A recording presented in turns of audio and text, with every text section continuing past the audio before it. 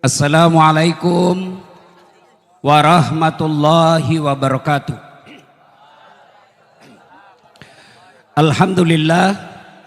Alhamdulillahi rabbil alamin. Wa bihi nasta'inu ala umurid dunya waddin. Ashhadu an la ilaha illallah wa ashhadu anna Muhammadan abduhu wa rasuluh. Allahumma salli ala Sayyidina Muhammad wa ala alihi wa sahbihi ajma'in, amma ba'd. Bapak Ibu, saudara-saudara sekalian, teristimewa tuan-tuan guru yang hadir di tempat ini, yang insya Allah dimuliakan, dirahmati Allah Subhanahu wa ta'ala. Dari 4 penceramah yang hadir malam ini, sayalah kira-kira yang paling berat tugasnya. Kalau tadi Ustadz Fahru Rosi, alumni Pondok Pesantren Gontor, dilanjutkan dengan Ustadz Luqmanul Hakim, juga dari Gontor, dan insya Allah sebentar guru saya juga Ustadz Abdul Somad. Tiga-tiga beliau ini pesantren terkemuka. Saya hanya dosen sospol. Satu-satunya pesantren yang pernah saya alami adalah pesantren kilat. Saya berpikir-pikir, selama ini Pak Kiai, kalau saya diundang ceramah banyak kiai di dalam, saya masih percaya diri. Saya bisa bilang, saya diundang satu-satunya alasan karena sayalah yang paling banyak follower saya di sini. Di sini saya tidak berlaku kalimat itu. Kenapa? Ada guru kita Ustadz Abdul Somad yang lebih banyak lagi followernya dari saya. Maka saya timbang-timbang, kenapa saya diundang? Karena sayalah yang paling lucu dari 4 penceramah ini.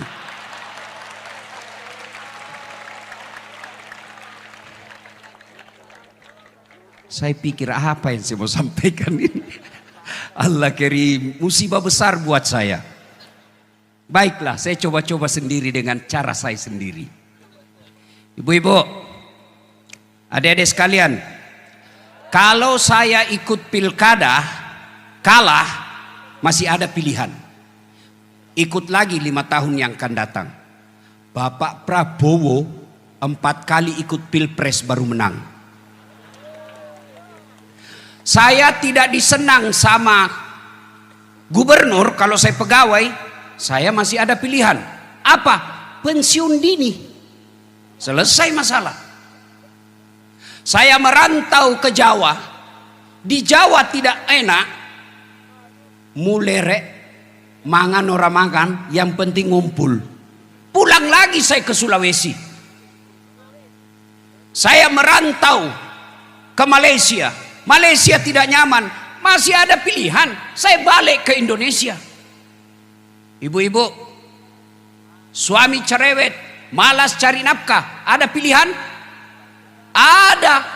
Pulangkan saja aku pada ibuku, atau ayo lanjut, lihatlah tanda bekas tampar. Oh, berarti generasi tua, karena ini lagu-lagu zaman dulu. Tapi masih lebih baik lagu zaman dulu daripada lagu sekarang. Tak bolak-balik, tak bolak-balik. Apa yang kita dapat itu? Iya. Suami cerewet, masih ada pilihan. Balik ke orang tua. Bapak-bapak, istri cerewet, malas masak, tukang gosip, tidak mau sholat. Ada pilihan? Ada. Malah 2 pilihannya, tambah atau ganti. Iya. Tapi tolong dijawab. Artinya, kalau menderita di dunia masih ada pilihan. Menderita di dunia masih ada senang-senangnya. Tidak ada orang dari pagi sampai pagi lagi sengsara terus hidupnya. Minimal dia gembira ketika dia nonton ceramahnya Das Atlatif. Iya. Iya ibu. Iya ibu. Tapi tolong dijawab. Kalau masih masuk kubur, sedulur-sedulur masuk kubur, Ada pilihan tidak? Senang tidak senang, tinggal kau di situ, tidak boleh kau keluar. Begitu kau keluar, viral satu dunia. Begitu kau balik ke rumahmu, orang di rumahmu malah lari tidak mau tinggal di rumah. Artinya, kalau menderita masuk kubur, tidak ada lagi pilihanmu. Alhamdulillah, Nabi memberi berita gembira. Umatku, orang Islam, anak cucunya Adam, kalau meninggal dunia, masih 3 harapan yang akan menolongmu. Yang kita kenal dalam dunia Islam, amal jariah. Apa itu? 1, anak yang soleh dan solehah. Ibu-ibu, Bu, saya mau tanya, Bu, bisa ndak anak ibu jadi dokter tidak pernah kuliah fakultas kedokteran? Bisa ndak? Ndak mungkin. Bisa ndak anak bapak punya ijazah? Salah paham lagi nih.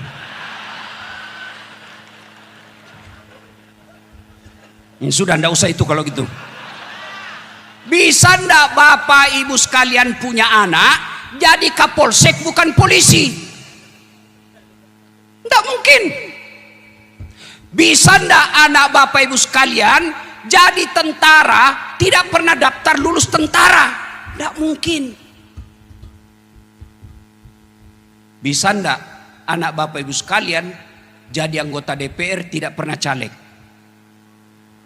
Bisa, bawa kursi sendiri tapi beleng-beleng. Iya. Tolong jawab bapak ibu, adik-adik sekalian. Bisa ndak anak kita soleh dan soleha meskipun tidak jadi dokter? Bisa. Bisa ndak anak kita soleh dan soleha meskipun tidak kuliah? Bisa. Maknanya menjadikan anak kita soleh dan soleha jauh lebih mudah, jauh lebih murah daripada jadi anggota DPR.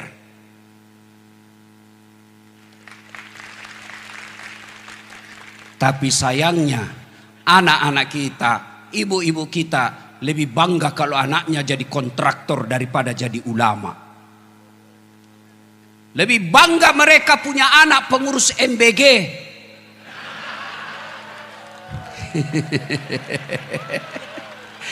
Karena ada yang bilang 19.000 ekor sapi tiap hari.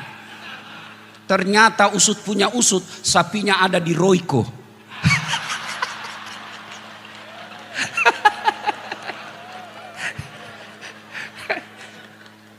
Nah, Bapak Ibu saudara-saudara sekalian, halo Ibu, Ibu, saya mau tanya Ibu, kalau Ibu meninggal nanti siapa yang doakan?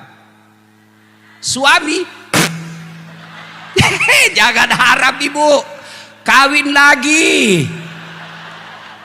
Oh, istri saya komplain. Jadi Ustadz, nanti kalau saya duluan meninggal, Ustadz mau kawin lagi. Saya peluk baik-baik dia Bu. Saya bilang, dengar kau sayang, jangankan kau meninggal, masih hidup saja saya selalu berpikir kawin lagi. Apalagi kalau kau sudah mati. Siapa yang doakan Bapak Ibu sekalian? Ibu-ibu kalau meninggal, siapa yang doakan? Anak. Sedulur-sedulur, kalau bapak-bapak meninggal, siapa yang doakan? Temanmu. Jangan harap. Ini ada polisi di sini. Pak Kapolres. Pak Kapolres doakan bapak? Enggak. Paling didoakan mudah-mudahan cepat pindah saya yang ganti. Ya. Coba lihat, bapak semua punya grup WhatsApp. Ketika ada orang meninggal, jangankan baca doa, ketik doa saja dia malas. Apa dia kirim? Stiker.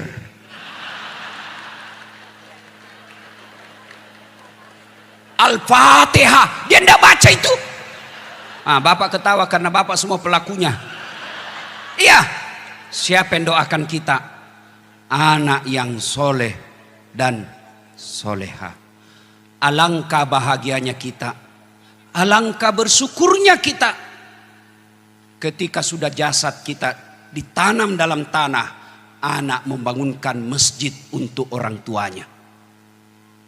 Ketika kita sudah pensiun, orang tua kita sudah tidak mampu mencari nafkah, anak-anaknya bermusyawarah, 5 anaknya masing-masing musyawarah. Saudara-saudaraku yang kakak berpidato, adik-adik sekalian, bapak sudah pensiun, tidak boleh lagi memikirkan sembako, tidak boleh lagi pikir token listrik. Mulai hari ini 1 anak 2 juta transfer ke orang tua, 5 anaknya 10 juta gaji pensiunnya dari anaknya, halalan thayyiban.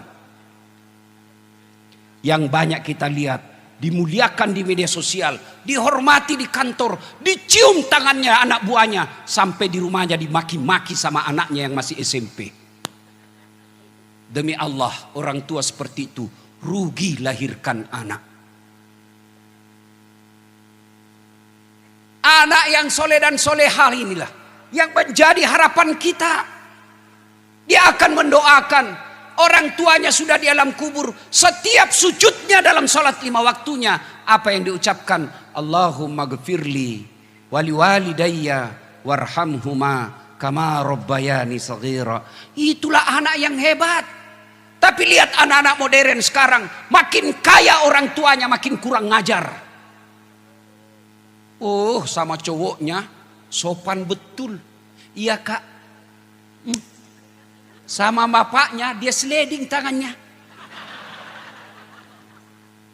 Baru 2 bulan pacaran sudah panggil papi mami.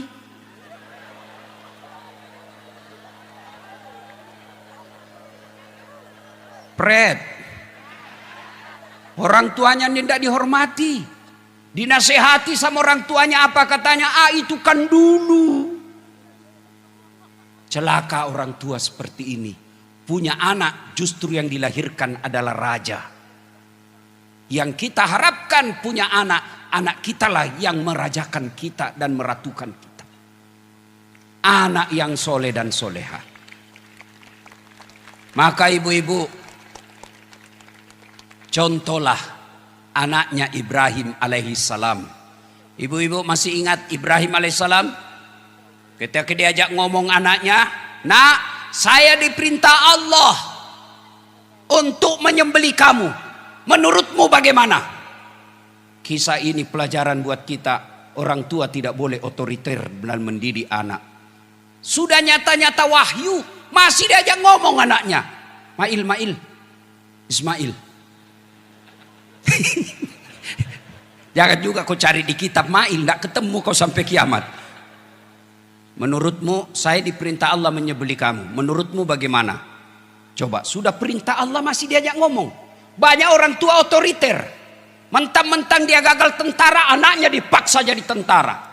Mentang-mentang anaknya dia gagal jadi polisi, anaknya dia paksa jadi polisi. Mestinya lihat bakatnya anak kita. Kalau dari kecil dia senang pegang obeng, teknik. Dari kecil dia senang masa-masa MBG.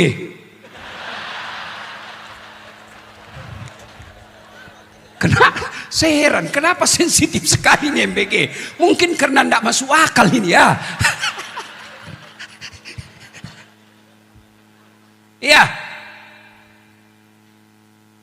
Adik-adik sekalian, ketika Ibrahim ajak anaknya ngomong, nak, saya diperintah Allah menyembelih kamu. Menurutmu bagaimana? Kira-kira kalau anak bapak yang milenial atau Gen Z, yang SMP di rumah, nak, saya diperintah Allah potong kamu. Menurutmu bagaimana? Jawabannya, kenapa saya, mak? Kenapa saya, pak? Kakekku aja yang sudah mau mati. Ini jawaban orang pintar tapi tidak soleh. Maka yang kita minta bukan anak pintar tapi anak soleh. Kenapa? Kalau dia soleh insya Allah pintar. Kalau pintar belum tentu soleh. Maka doa Nabi Ibrahim, Allahumma rabbi habli minas solihin. Berikan hamba anak yang soleh. Nah Bapak Ibu saudara-saudara sekalian, mendengar permintaan ayahnya ini, apa jawaban Ismail? Pak, don't worry, be happy. Jangan cemas Pak, laksanakan. Insya Allah Bapak mendapati saya anak yang sabar. Itulah anak yang kita harapkan. Perintah agama tidak membantah, sami'na wa ata'na. Maka ibu bapak, yang pertama yang mengalir terus amalnya, anak yang soleh dan soleha. Ada yang tanya, Ustadz, bagaimana kami ini ibu yang tidak punya anak? Bagaimana kami ini bapak yang tidak punya anak? Tidak punya harapan dong. Oh, anak yang dimaksud di sini bukan sekedar anak yang dilahirkan dari perut istri kita, tapi anak yang dimaksud di sini masuk di antaranya anak murid yang kita ajarkan. Ibu-ibu yang tidak punya anak, lihat anak-anak didik di kantor, temui gurunya, Ustadz, ada anak hafal Quran kah di sini? Ada anak yatim kah di sini? Berapa biayanya 1 bulan? 700.000. Saya tanggung sampai dia selesai. Selama anak itu dia gunakan ilmunya, selama itu ibu punya kiriman amal meskipun bukan dari anak kandung sendiri. 2, karena waktu terbatas. 2. Enggak, saya yang panik di sini, Pak. Ini berat sekali nih ceramah, Pak. Demi Allah, saya juga tidak tahu kenapa tiba-tiba suara saya susah keluar. Karena saya stres dari tadi, Pak. Mikir saya apa yang saya mau sampaikan. 2, kata Nabi, adalah harta yang telah kita sedekahkan fisabilillah. Ibu-ibu, Bu, ini terutama yang banyak emasnya. Kalau ibu meninggal nanti siapa yang pakai emasnya, Bu? Anak? Bukan, istri kedua. Begitu ibu meninggal, suami nangis. Tidak kusangka kau cepat sekali meninggalkanku, sayang. Dia buka cincinnya, Bu. Dia paksa keluar cincinnya, Ibu. Tidak mau keluar, dikasih sabun. Selesai dia cabut cincin, dia cabut lagi gelangnya, Ibu. Ini gelang saya ini. Saya belikan kamu dulu waktu kita pergi umroh. Dia cabut gelangnya, Ibu. Sudah itu dia cabut lagi kalungnya, Ibu. Ini kalung saya belikan kau usia pernikahan 10 tahun. Terakhir gigi palsunya ibu pun dia cabut. Sudah itu dia bungkus.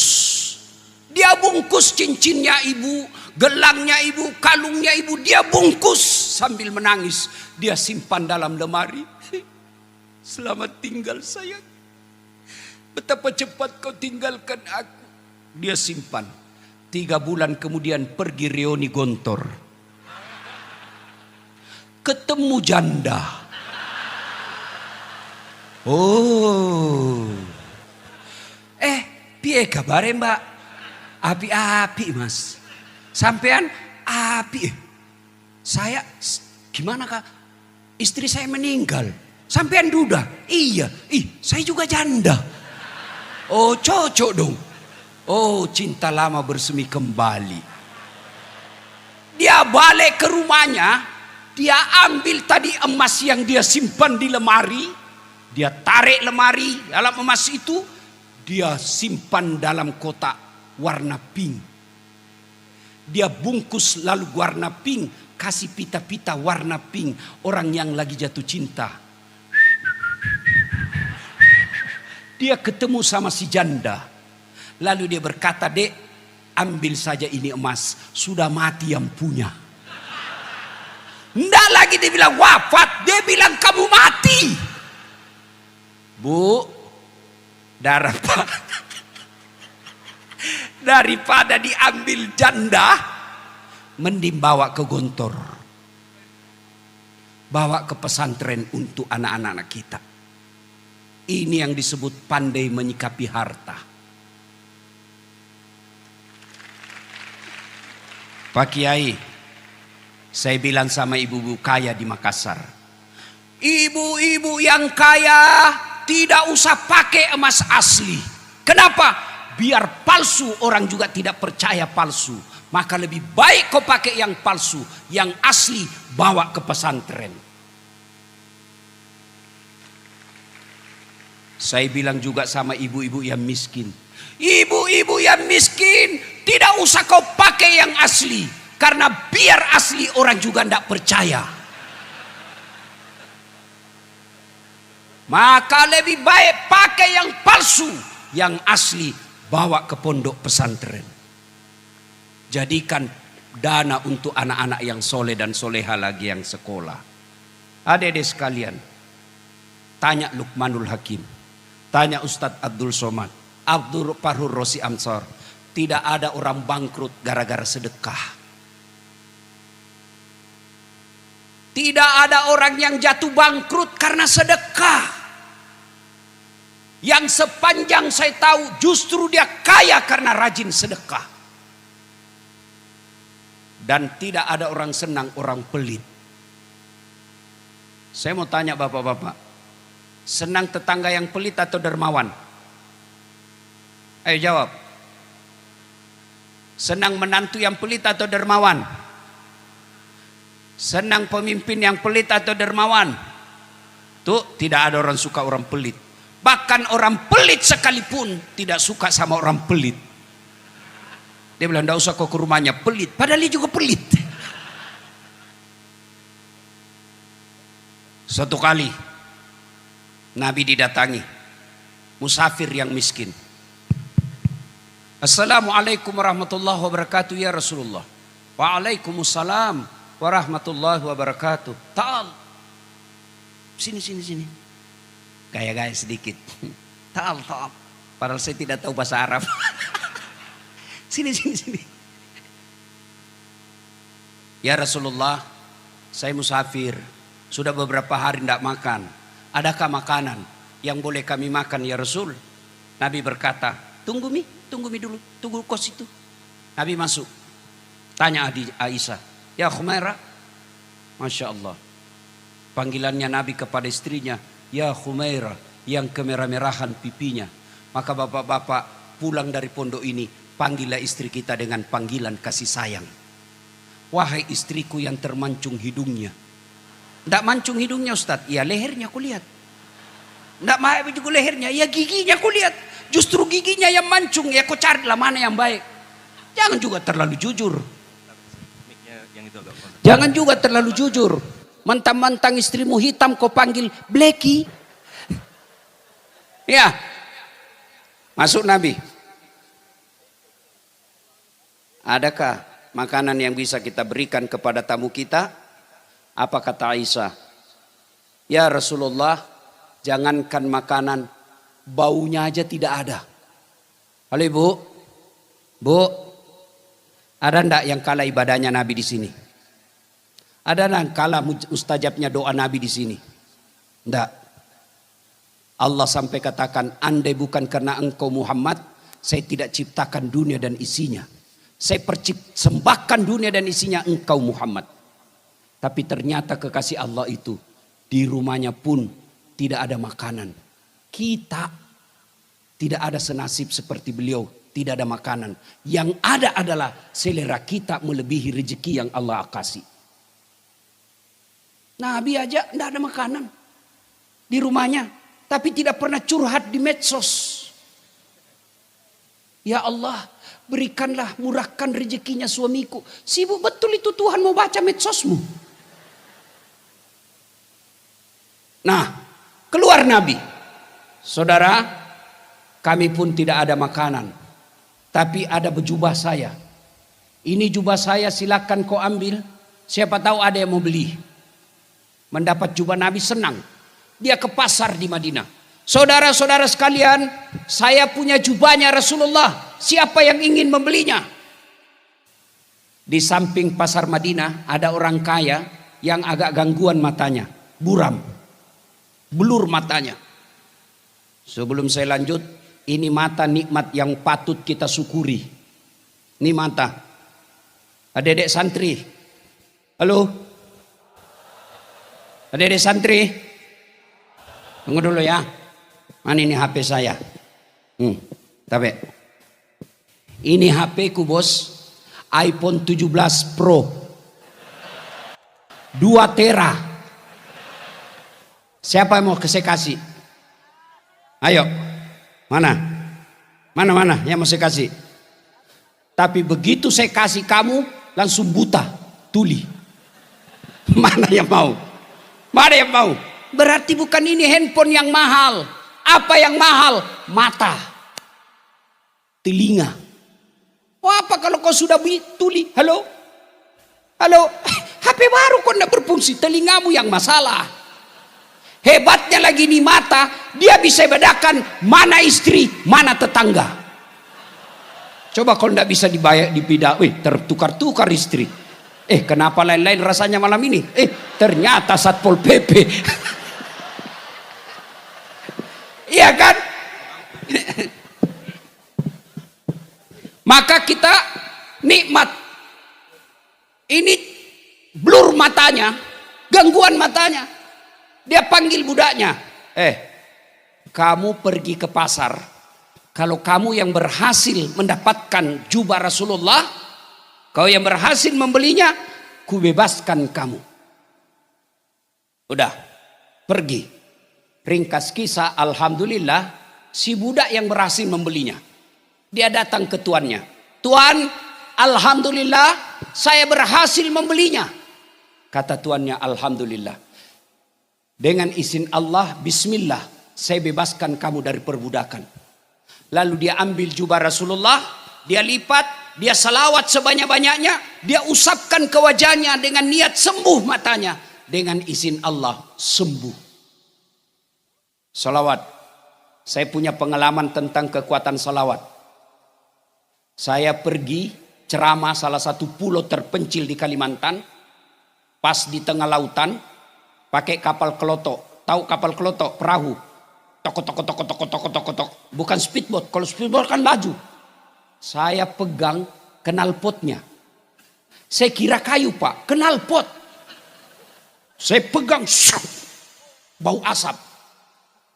Saya ingat pesan nenek saya. Kalau ada musibah, kau salawat sebanyak-banyak. Ambil air liur paling dalam.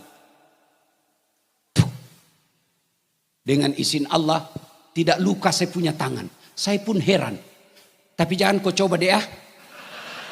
Dan sampai kau besok kau pegang knalpot.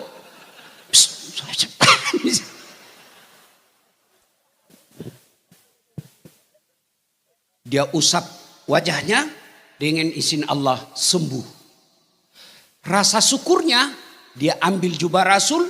Dia lipat dengan cantik. Dia datang ke rumah Rasul.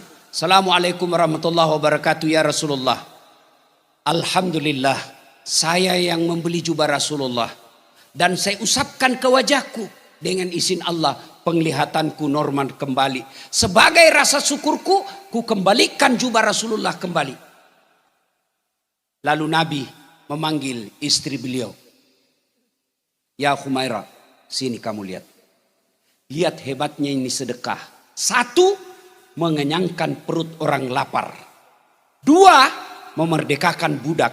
3, menyembuhkan orang sakit. 4, hebatnya kembali lagi kepada yang punya. Maka bapak ibu yang hadir, alumni Gontor, ayo sedekahkan harta kalian untuk kemajuan pondok ini.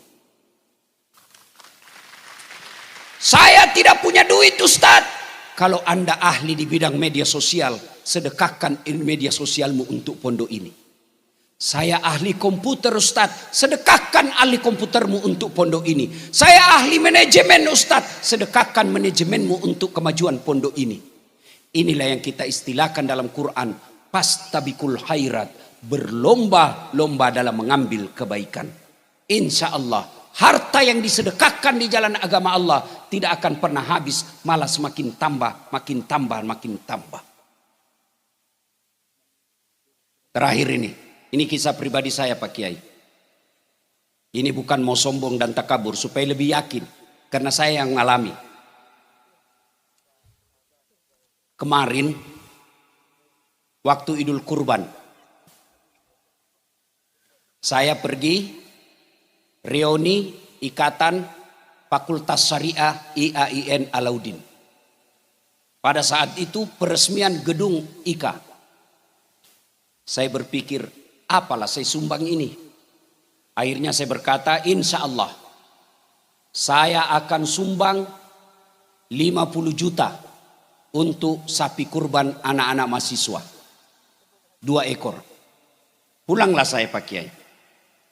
Pas pulang, baru kira-kira 10 menit, masuk telepon pengusaha sukses Kalimantan. Ustadz, nanti datang ke rumah acara. Dan itu kalau beliau ngundang,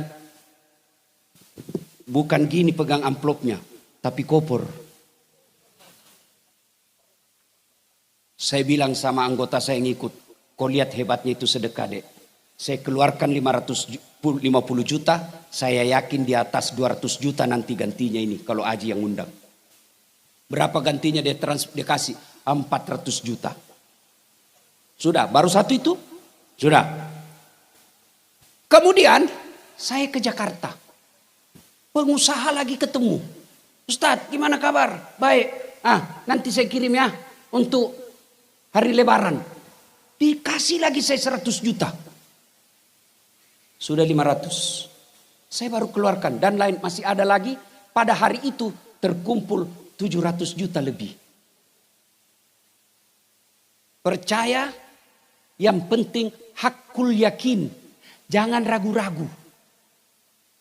Kalau bapak keluarkan dompet, mau isi celengan ragu-ragu. Benar tidak diganti tidak?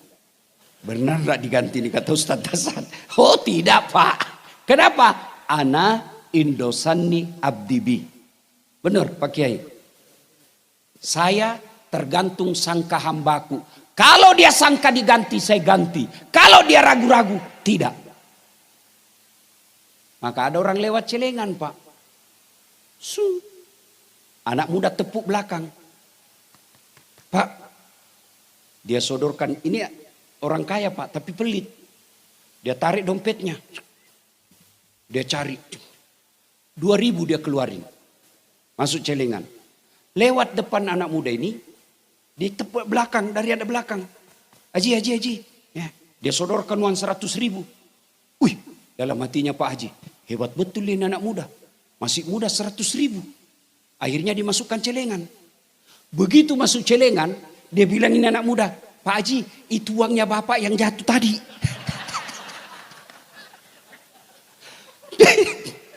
Begitu pelitnya Pak Kiai, selesai sholat Jumat, dia datangi takmir masjid. Dia bilang ada salah masuk itu tadi Ustaz.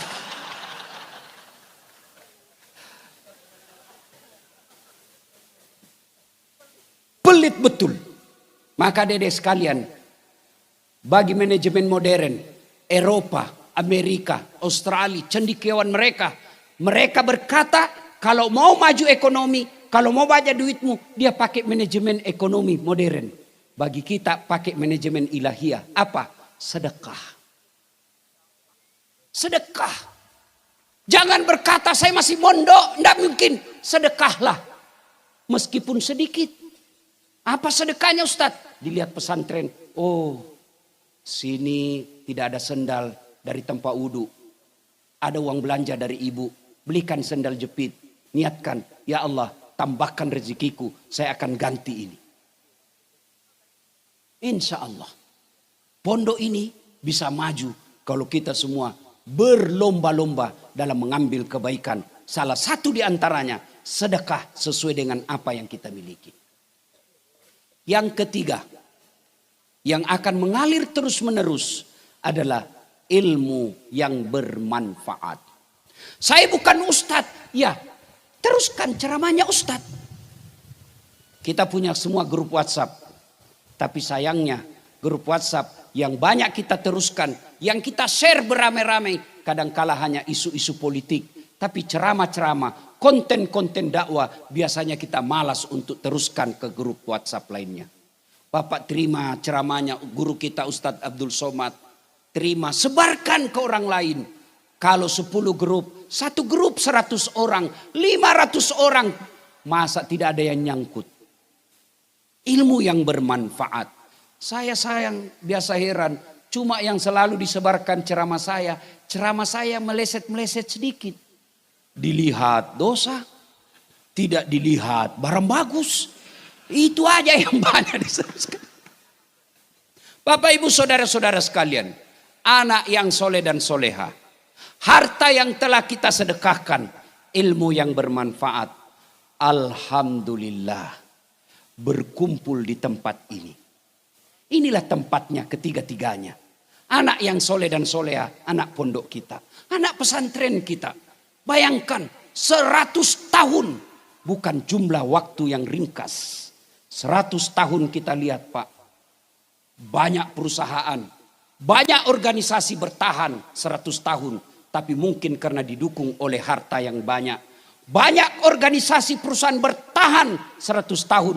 Mungkin karena didukung oleh oligarki. Tapi pesantren Gontor bisa bertahan 100 tahun. Bukan karena harta, bukan karena kekuasaan, bukan karena oligarki. Tapi karena nilai. Mungkin kita melihat ada pesantren dibesarkan oleh keluarga. Tapi apa yang ditularkan, dia menjadi warisan keluarga itu. Tapi Darussalam Gontor diwariskan bukan untuk anak cucunya, tapi untuk umat menjadi badan wakaf. Itu yang menjadi nilai buat kita semua. 100 tahun silih berganti pejabat, silih berganti rezim, tapi alhamdulillah Gontor tetap berdiri sampai sekarang. Kalau Anda mencari Gontor, jangan cari gedung yang tinggi-tinggi. Kalau Anda mencari Gontor, pada awalnya bukanlah tanah yang lapang dan gedung yang mewah. Tapi dimulai dengan cita-cita 3 pendiri bersaudara yang kita kenal Trimurti.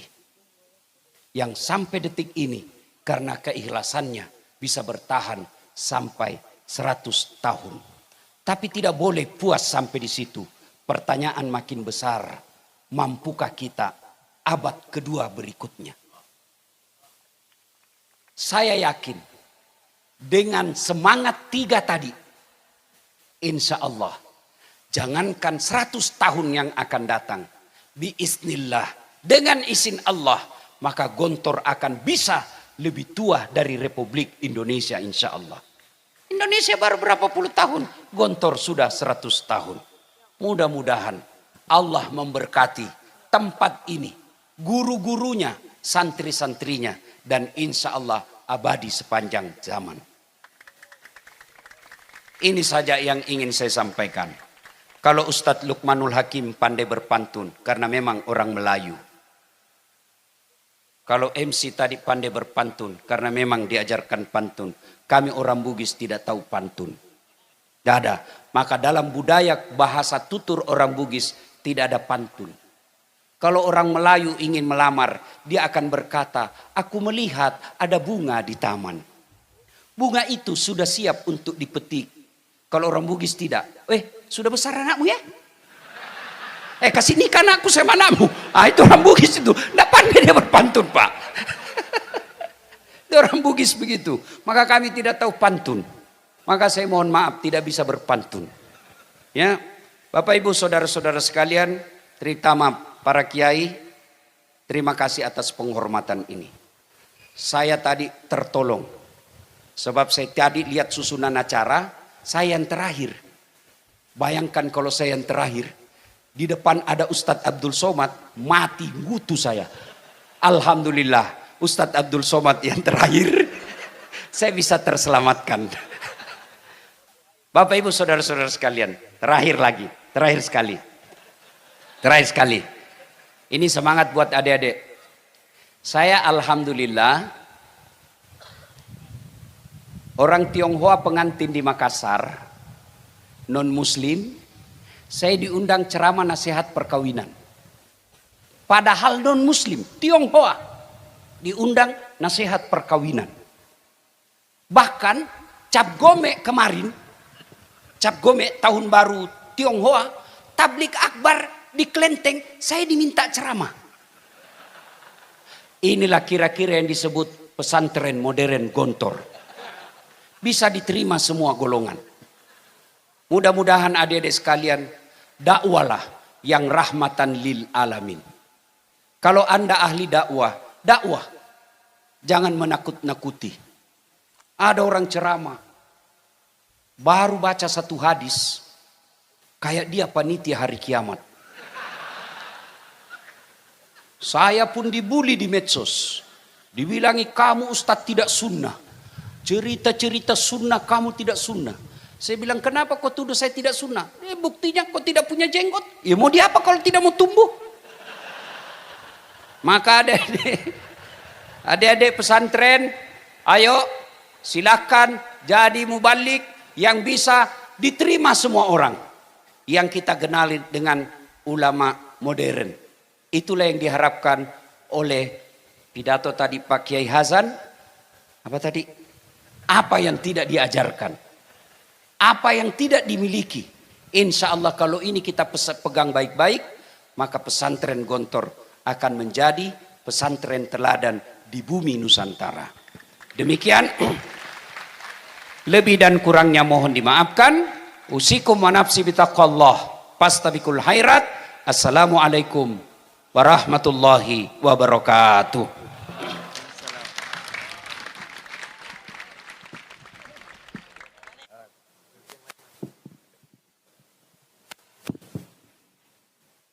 Bismillahirrahmanirrahim.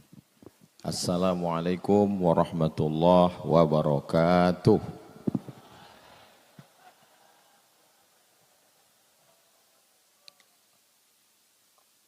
Alhamdulillah, Allahumma salli ala Sayyidina Muhammad ibn Abdullah wa ala alihi wa sahbihi wa man tabi'ahu wa mawalah. Sahiba al-fadilah Kiai Haji Hasan Abdullah Sahal matta'anallahu bituli umurihi wa bihusni adabihi wa lutfihi. Kiai Haji Muhammad Akrim Maryad hafizahullah wa ra'ah wa saddada khutah. Asatidah al-kiram al-asatidah al-kiram ahibbai wa a'azzai fillah, tashilan li wa tafhiman lakum sa'atakallamu bil lughatil Indonesia. Memang cantik kain katun, pergi kondangan makannya lahap. Saya tidak lagi berpantun karena sudah dihabiskan Paris Harahap.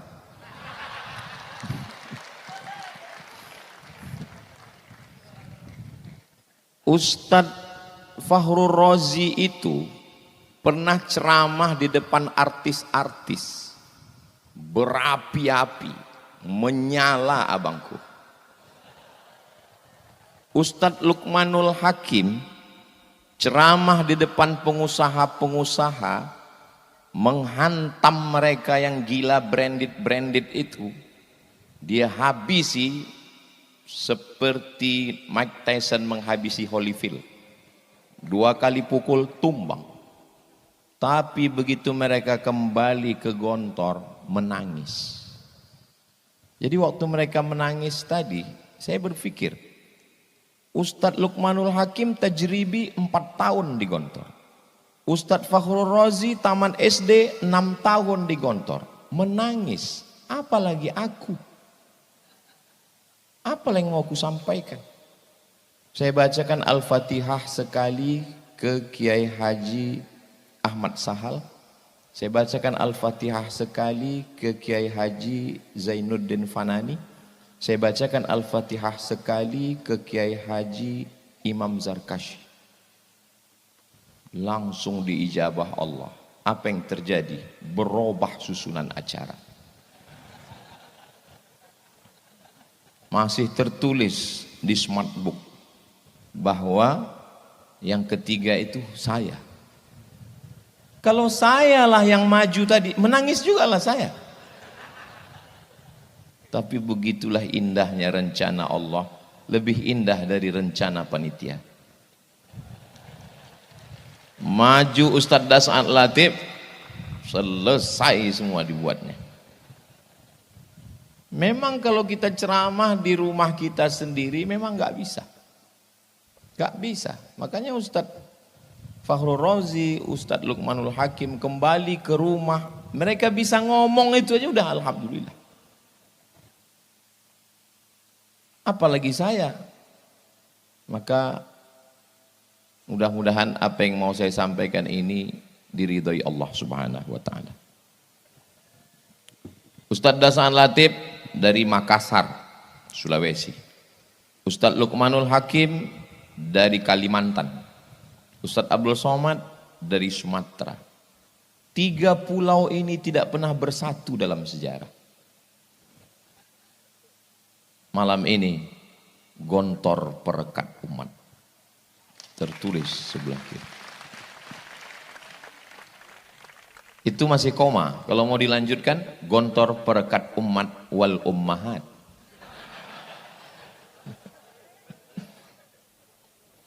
Dari Pekanbaru ke Jakarta.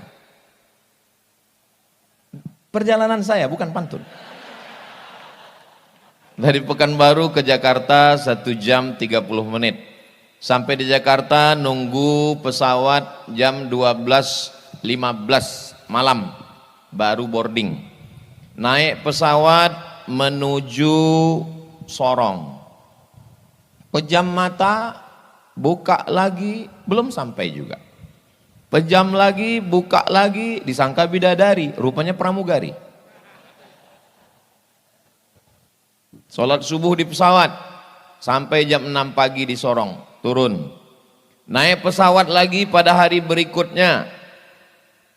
Datang hari pertama, pulang. Cuaca tidak mendukung.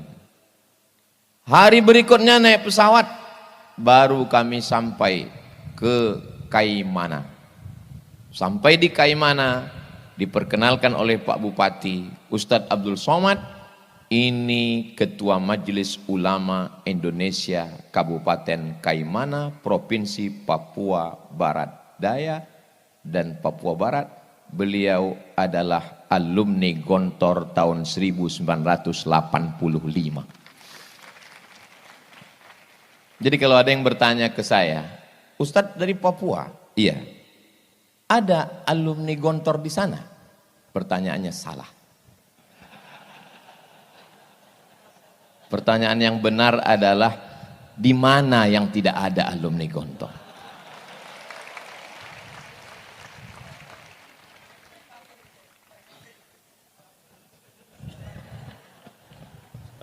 Ini belum izin ngopinya ini.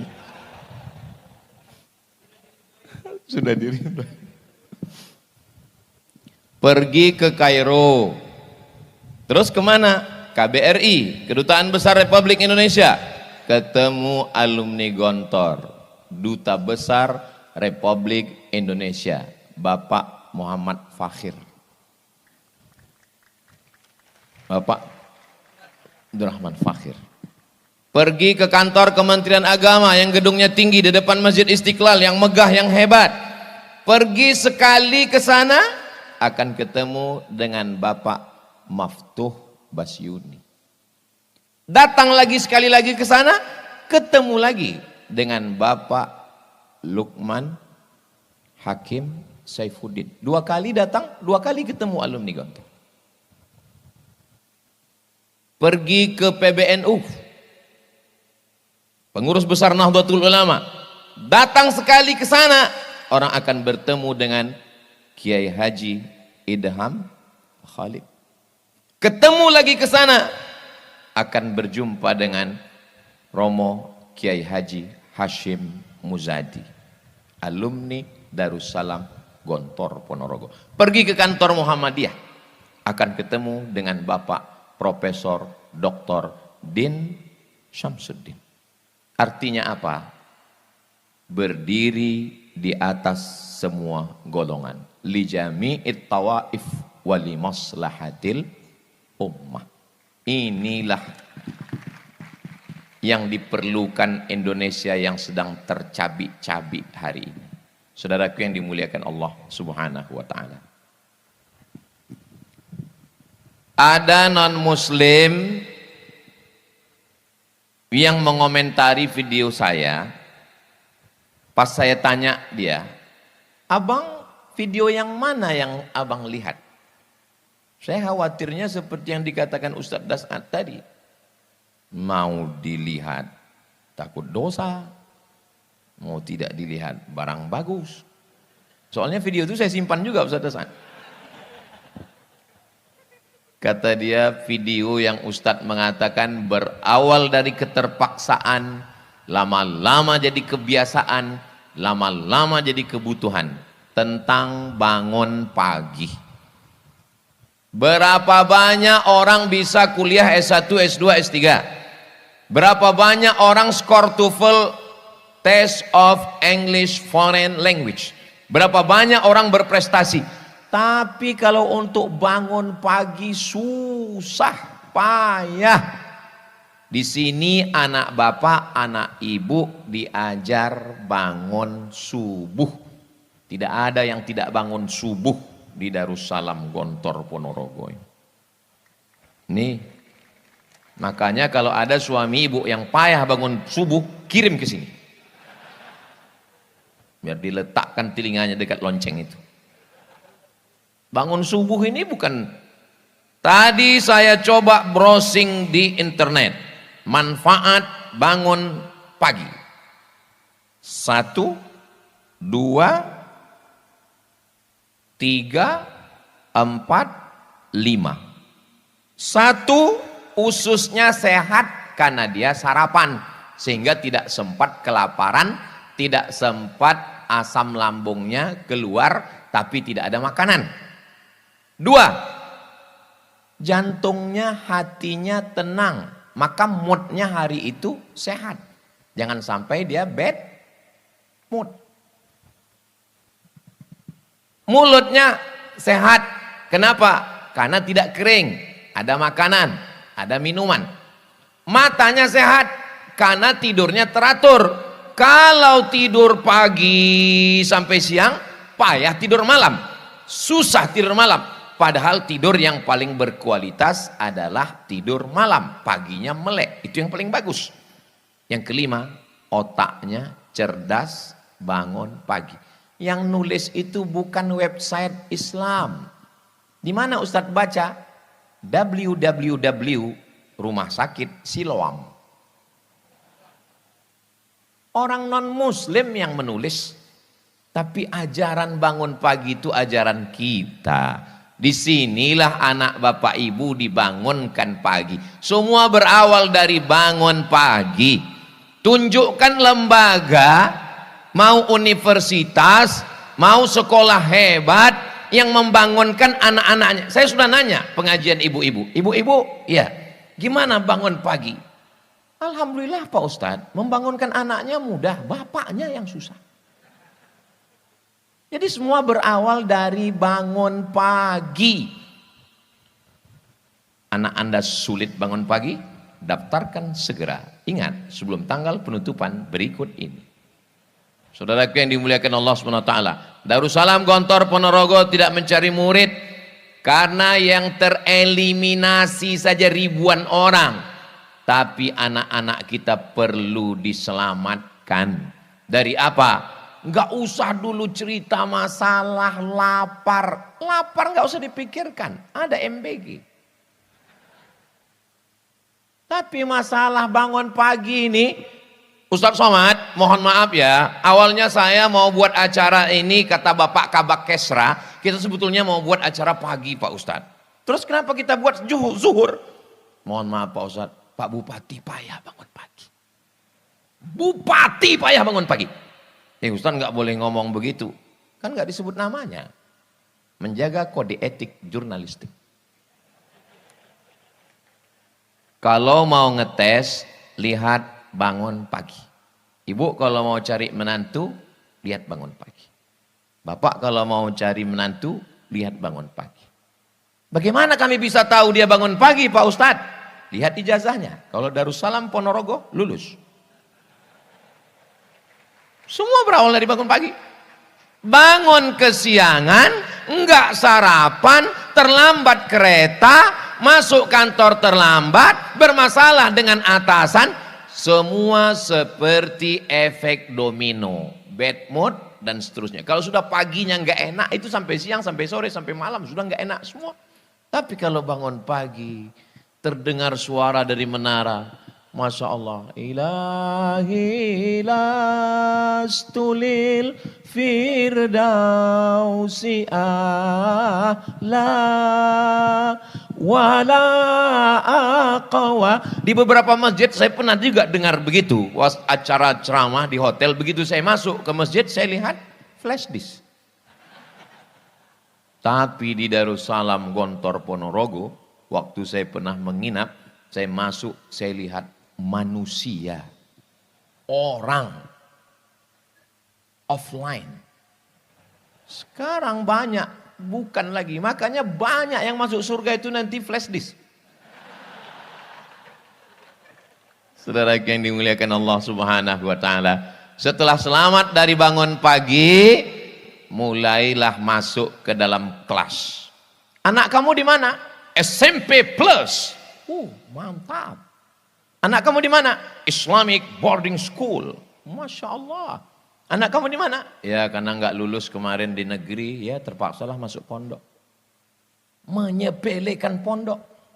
Padahal kalau di SMP, di SMA, 5 pelajaran itu sudah cukup untuk dapat ijazah nasional. Fisika, kimia, biologi, matematika, bahasa Inggris. Selesai.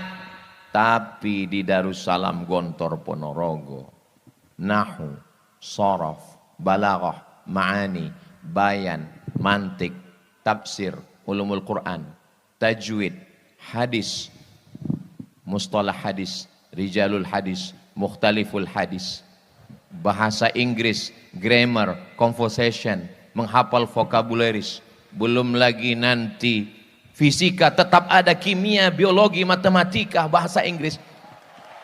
Enggak cukup 5 jari untuk menghitung pelajaran.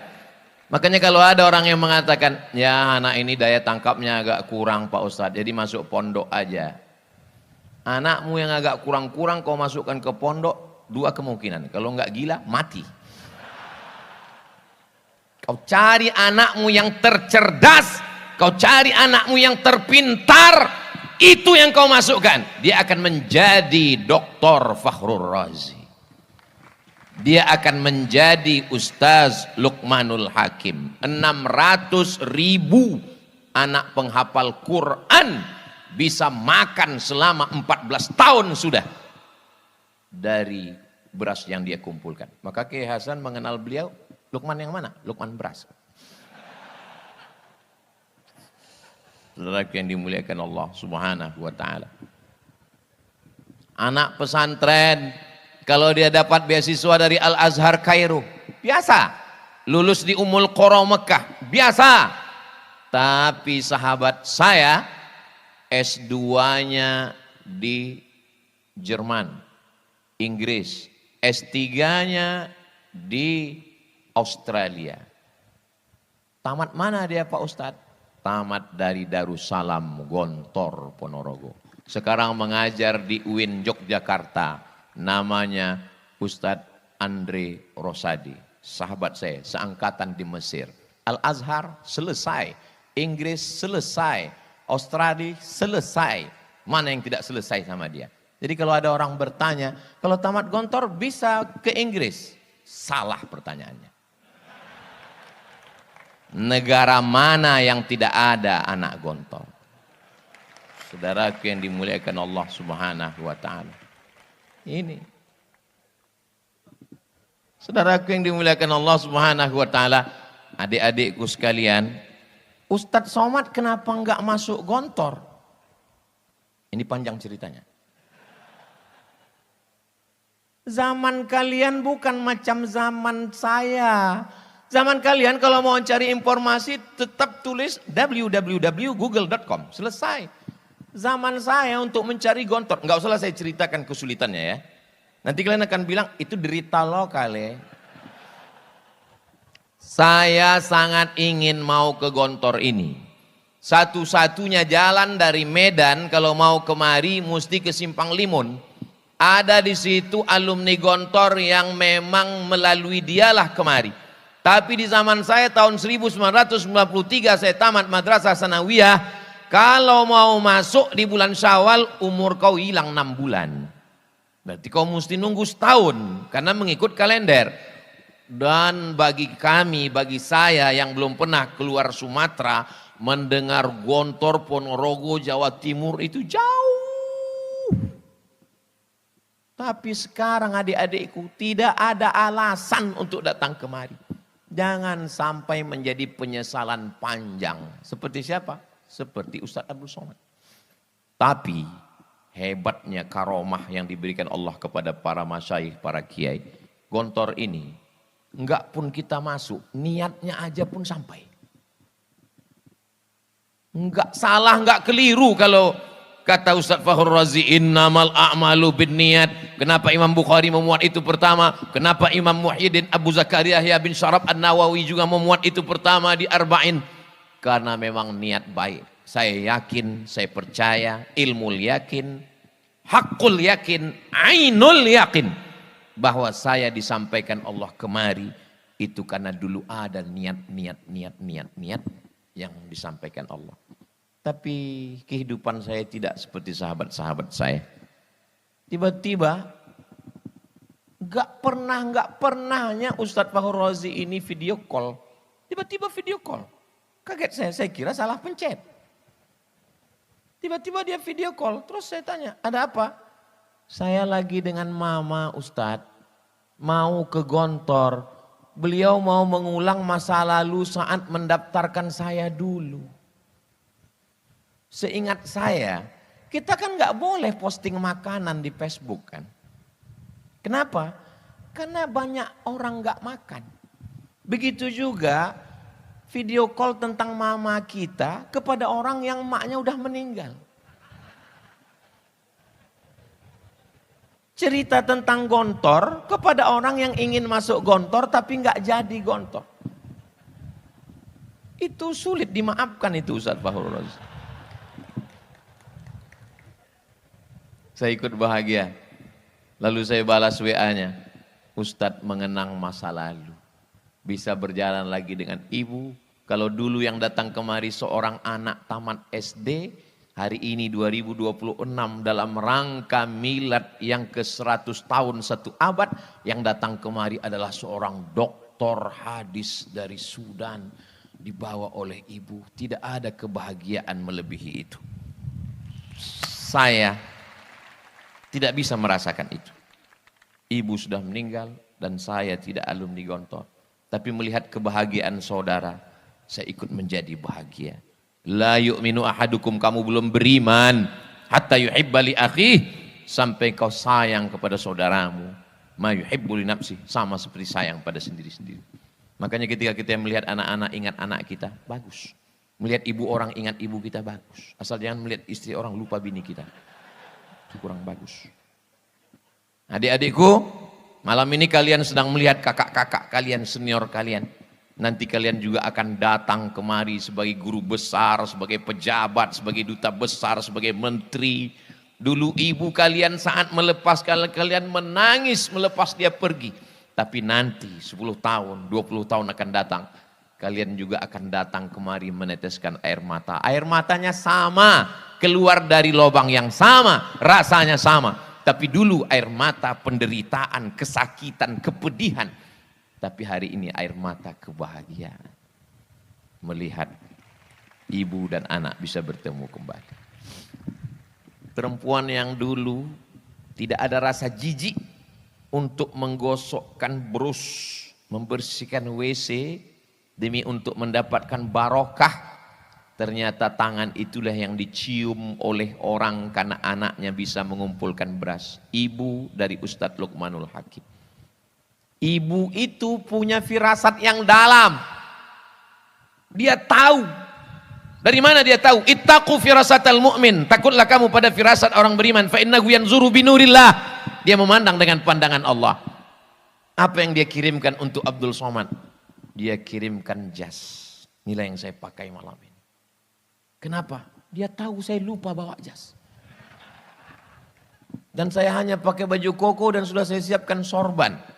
Betapa tidak pedenya saya. Seandainya saya malam ini tidak kelihatan seperti alumni Gontor. Malam ini Masya Allah. Terserah orang mau komen apa. Kayak pemain cadangan. Ini gak apa-apa. Saudara yang dimuliakan Allah Subhanahu Wa Taala. Adik-adikku, kalian orang yang beruntung. Kalian orang yang bertuah. Anta rajulun mahzuz. Kaifa halukum? How are you tonight? Pripun kabare panjenenganipun? Alhamdulillahi rabbil alamin. Kuat, bertahan, semua ada saatnya. Ada saat menderita, ada saat merasakan kepahitan. Tapi yang pahit-pahit itu akan menjadi sesuatu yang manis dan indah pada masanya. Tak bisa diungkapkan dengan kata-kata, karena kata terlalu miskin untuk mewakili rasa. Andai kita coba merangkai kata untuk menceritakan rasa malam ini, rasanya belum bisa. Kenapa? Karena rasaku belum tentu rasamu. So sweet. Saya hanya bisa kirimkan video dari Kiai Muhammad Akrim Mariat, saya putar keliling sampai ke Kiai Hasan, lalu saya kirimkan ke rumah karena ada orang yang ikut bahagia dengan kebahagiaan kita malam ini, insya Allah. Saudara yang dimuliakan Allah Subhanahu wa Ta'ala, ibu bapak kalau ngantar anak ke pondok, antarkanlah dia dengan semangat, antarkan dia dengan kekuatan, jangan antarkan dia dengan air mata dan kesedihan. Ini banyak ini orang tua ini kalau ngantar anak, belum apa-apa lihat mana kasurnya ini, semangat, bangkitkan semangat dia. Begitu. Kalau mau nangis jangan di pondok, nanti sampai Madiun. Sampai di situ barulah nangis. Habiskan tisu 3 kotak.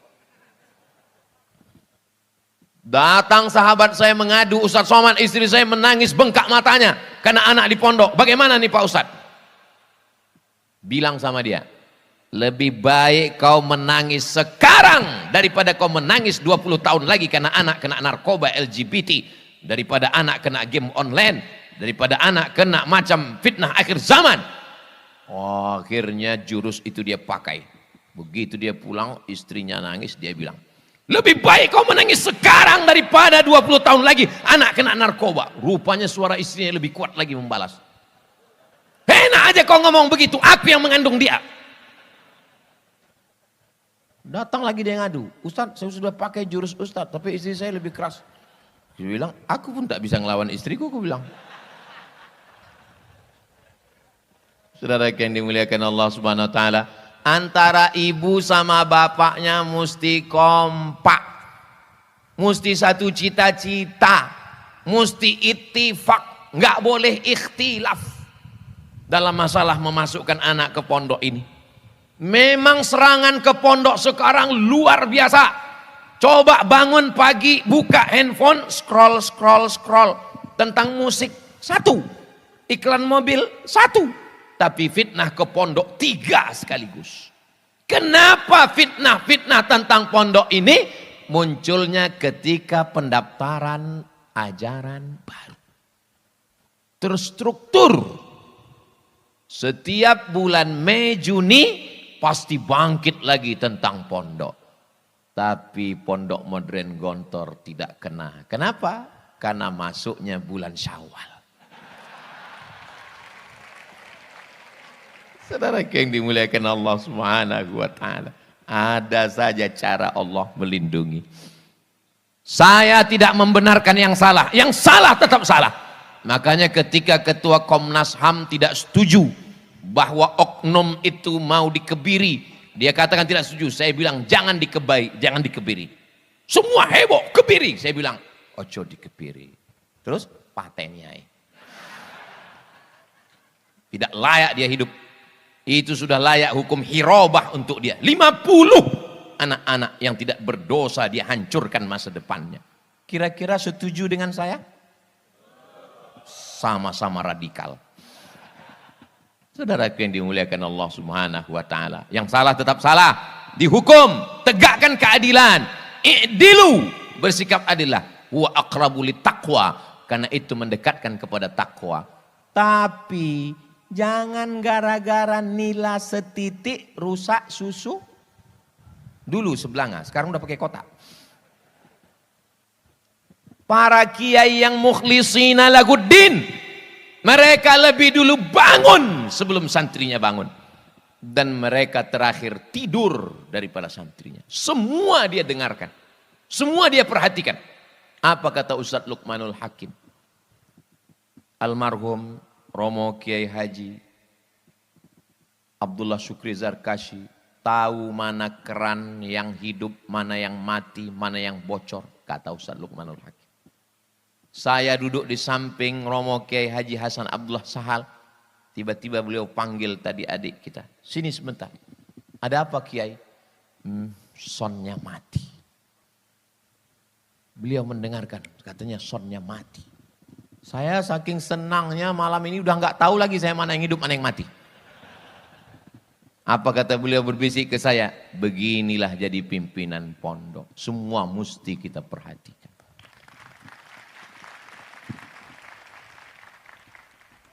Carilah orang tua, bapak, ibu sekolah yang bisa mengawasi santrinya.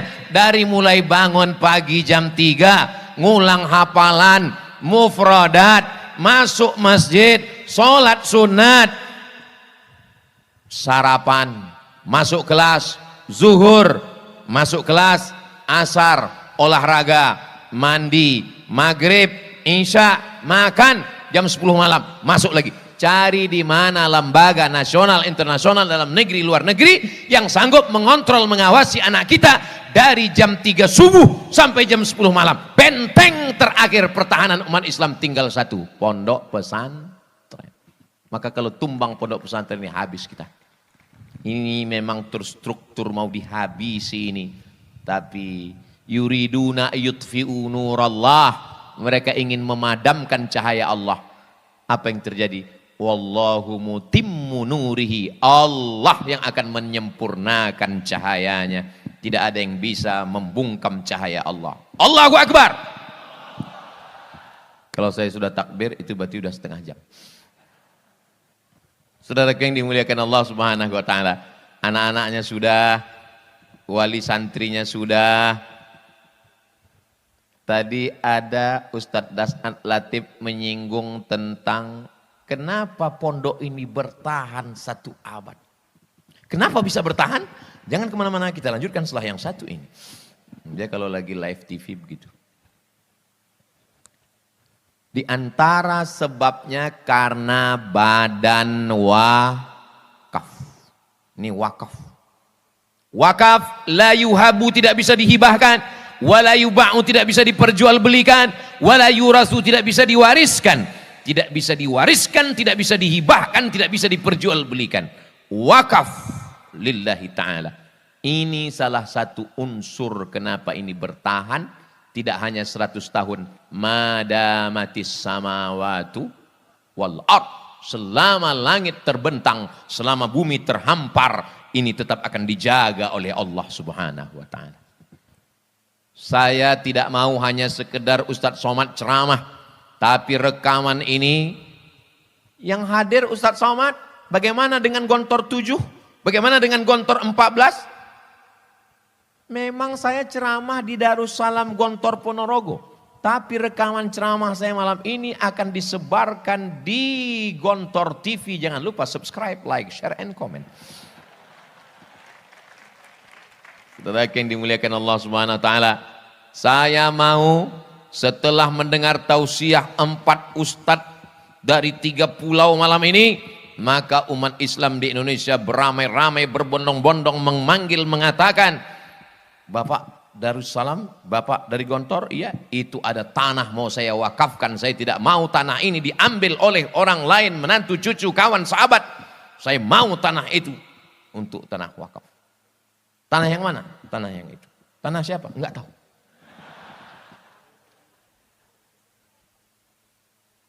COVID-19, enggak bisa ceramah. Maret, April, Mei, Juni, Juli, Agustus, 6 bulan saya enggak keluar. Di rumah saja. Enggak berani naik pesawat. Karena kalau naik pesawat, hidung ditusuk. Online semuanya. Lalu saya ngumpul dengan kawan-kawan saya alumni Al-Azhar. Saya tanya, bro, iya, mau dibawa kemana hubungan kita? Jadi gimana?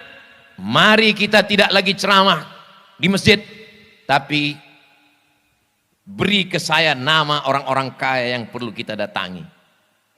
Kami pun datang ke rumah orang-orang kaya. Bapak, COVID sudah datang. Dan sudah banyak yang meninggal dunia. Kelihatannya Bapak pun tak lama lagi.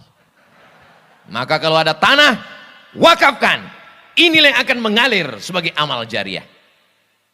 Banyak kami mendapatkan tanah. Bahkan sampai kemarin yang kita udah nangis-nangis itu ternyata bermasalah Pak Haji. Karena bermasalah itulah maka kuwakafkan Pak Ustadz. Yayasan pondok sudah banyak pikiran. Ngurus anak santri. Jangan lagi berikan mereka masalah tanah wakaf yang bermasalah. Kalau mau mewakafkan tanah, sampaikan begini. Ini ada tanah wakaf, sudah kami bangunkan kelasnya, sudah kami bangunkan asramanya, sudah kami siap gedungnya, sudah kami siapkan semuanya, tinggal kamu saja datang memimpinnya. Begitulah hendaknya orang-orang beriman di Indonesia ini insya Allah. Begitu, kalau perlu siapkan ibu nyainya sekalian. Supaya alumni-alumni Gontor yang belum menikah, mudah-mudahan adik-adik yang belum menikah segera ketemu jodoh insya Allah. Banyak sekali. Ini maksud saya ini yang alumni yang sudah selesai Unida S1 mau ditempatkan. Itu yang bilang amin tadi. Adapun yang baru kelas 1, kelas 2 enggak usah saya pikirkan itu. Yang penting dorobat. Saya enggak mau kalian libur, habis libur pulang, lalu kemudian terngiang-ngiang, terbayang-bayang, lalu kemudian ketika ditanya kenapa? Teringat terus dia. Sudah bacakan ayat kursi? Sudah. Enggak hilang juga? Enggak. Pakai tasrif. Nah,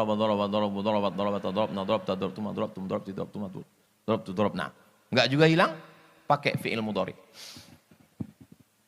Ustadz Somad, kami ini fi'il madhi adik-adikku. Fi'il madhi itu maksudnya mabniun alal fathi. Kami ini enggak akan berubah. Doroba enggak bisa jadi dorobi. Tapi kalian fi'il mudhari bisa jadi yadribu, bisa jadi lam yadrib, bisa jadi lan yadriba. Tergantung amil apa yang masuk. Maksudnya apa? Kalianlah yang memimpin perubahan di masa akan datang. Adapun kami ini masa lalu, fi'il madhi yang tidak mungkin berubah, tapi kalian berubah, tapi juga akan merubah Indonesia ke zaman yang lebih baik di masa akan datang. Kalau ada orang mengatakan Indonesia gelap. Ya mungkin karena lagu yang sering dinyanyikan seperti mati lampu.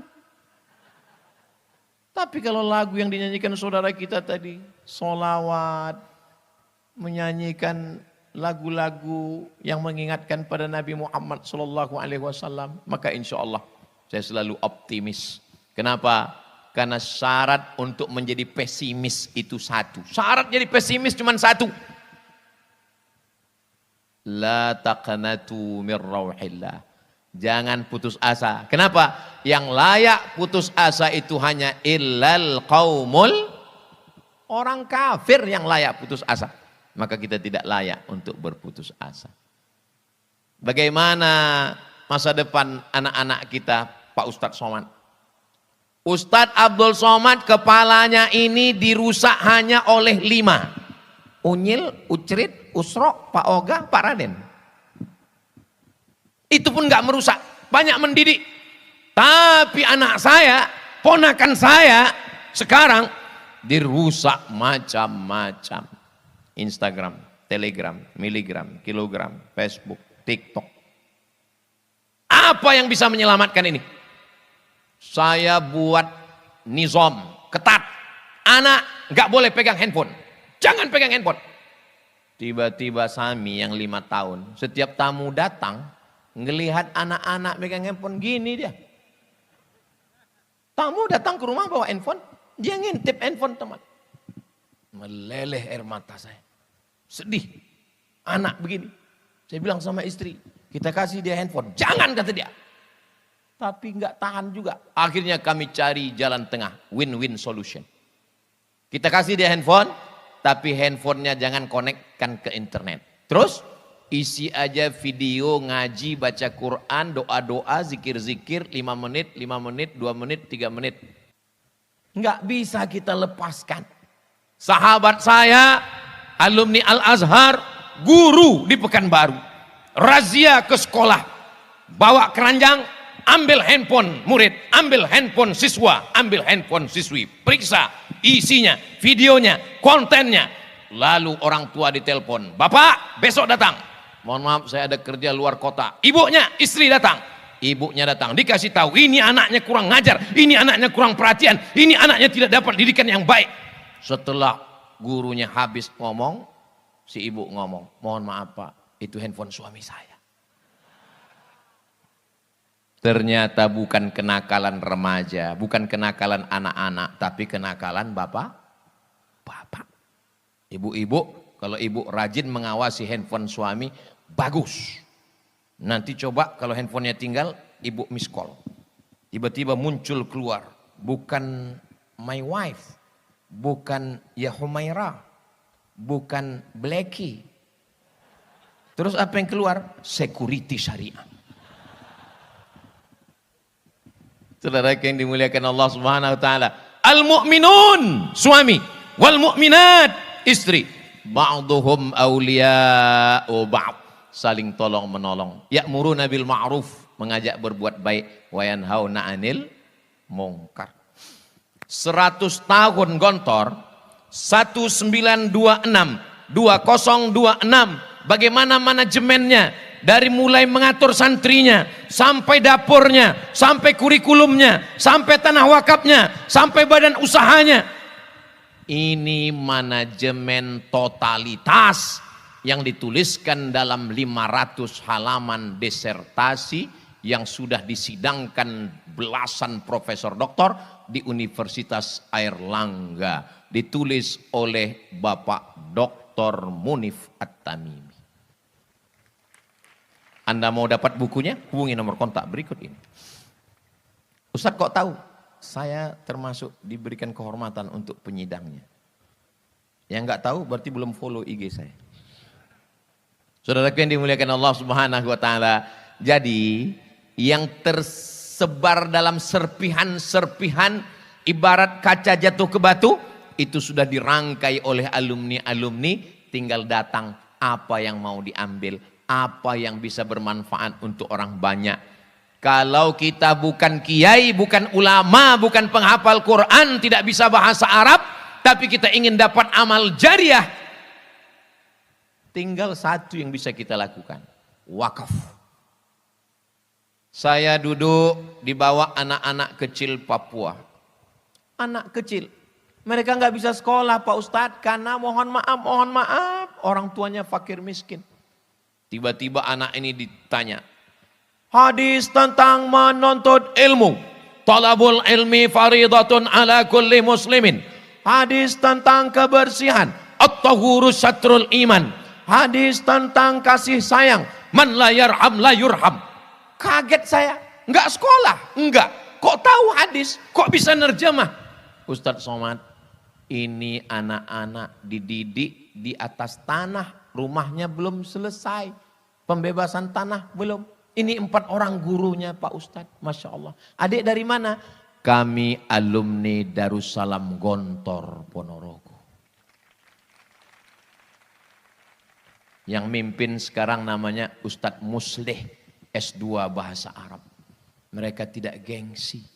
Banyak orang pulang dari Timur Tengah berharap turun dari pesawat disambut dengan tala'al badaru alaina.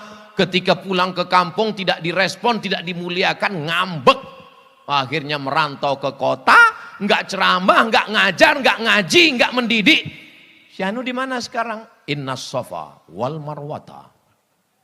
Nggak salah.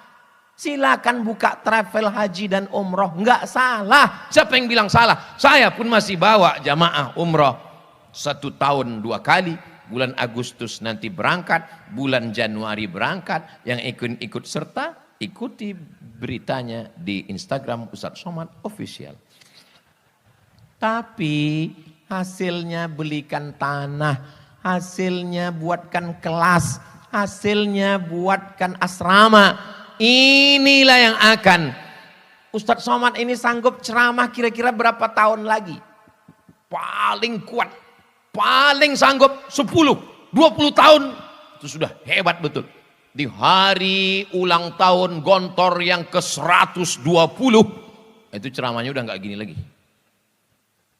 Marilah kita banyak mengingat Allah.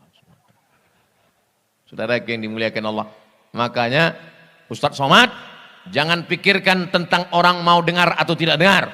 Asal Ustadz lihat ada orang ngumpul, ceramah. Kalau Ustadz lihat ada orang rame, ceramah.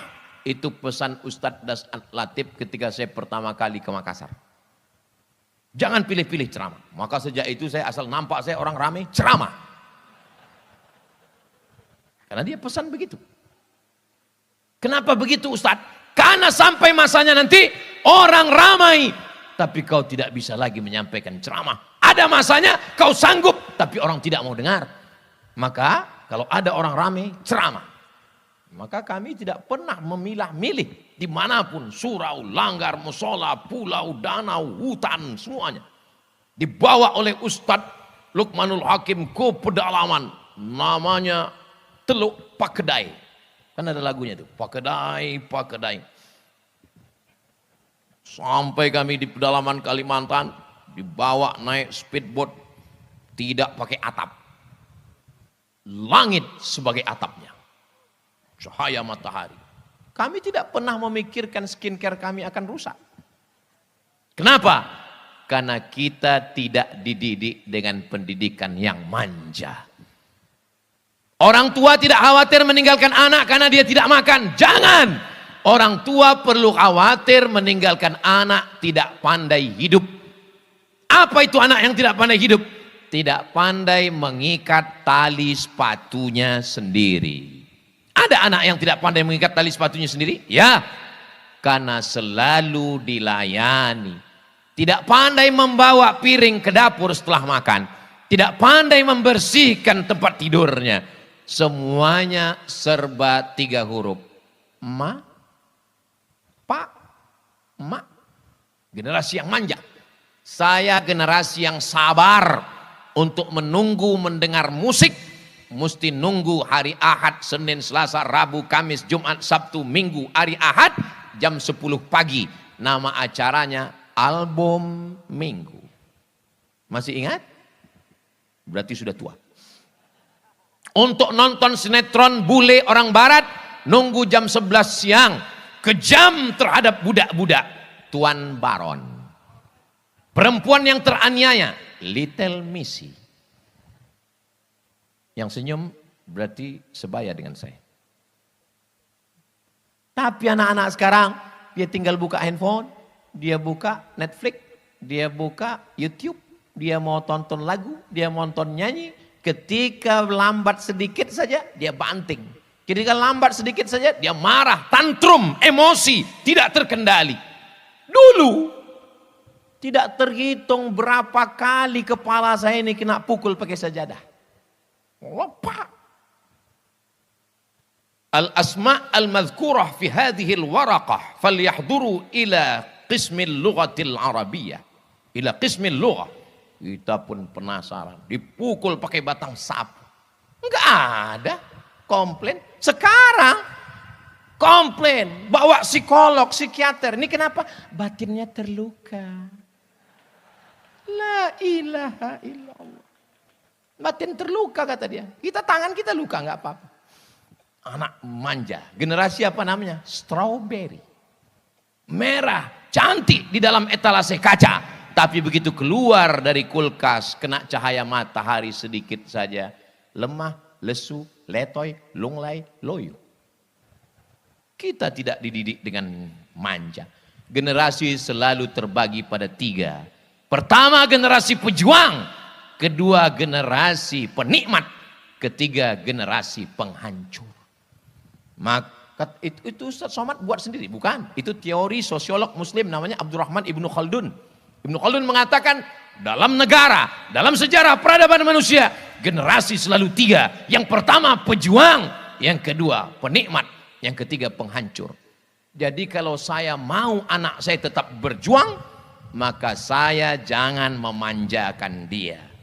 Dia tetap berjuang. Pak Haji, anaknya yang di Amerika kemarin gimana Pak Haji? Anak saya sekarang buka rumah makan Pak Ustadz. Laris sekali Pak Ustadz. Berapa harga makan?